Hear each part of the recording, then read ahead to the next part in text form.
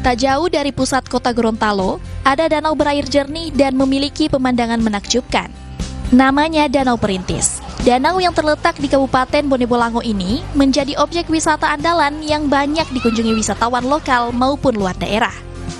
Sejak dilakukan pembenahan pada akhir tahun 2023, tercatat sudah 69.000 lebih wisatawan yang berkunjung selang Januari hingga Februari 2024.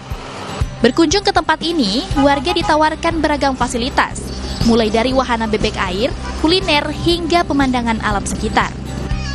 Tak kalah menarik, di danau bersandar miniatur kapal pinisi ala Eropa yang terbuat dari tembaga. Kapal pinisi yang dibuat unik menjadi daya tarik tersendiri bagi warga untuk mengabadikannya dengan bersuah foto. Bahkan, sejumlah warga rela mengantri agar bisa mendapatkan momen indah dengan latar belakang kapal. Ini juga merupakan salah satu destinasi unggulan yang ada di Kabupaten Bone Bolango yang alhamdulillah dalam waktu 1 tahun terakhir ini mengalami banyak perubahan.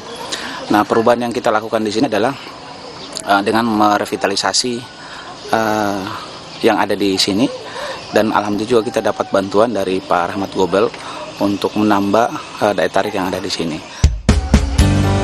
Lokasi wisata Danau Perintis yang begitu mudah dijangkau menjadi lokasi yang paling banyak diminati. Bahkan banyak warga yang sengaja berlama-lama hingga malam hari, sekedar menikmati kesejukan udara serta lampu hias dan sajian beragam kuliner khas daerah.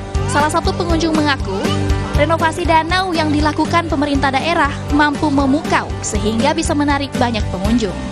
Kalau yang sekarang sih perubahannya kayaknya mungkin 80% berubah ya, sangat jauh. Karena dari pas pertama itu tidak kondisinya itu tidak seluas ini dan semenarik ini.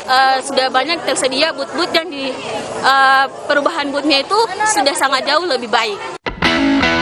Di balik keindahan Danau Perintis, ada kisah sejarah perjuangan melawan penjajah Belanda oleh pejuang daerah meraih kemerdekaan.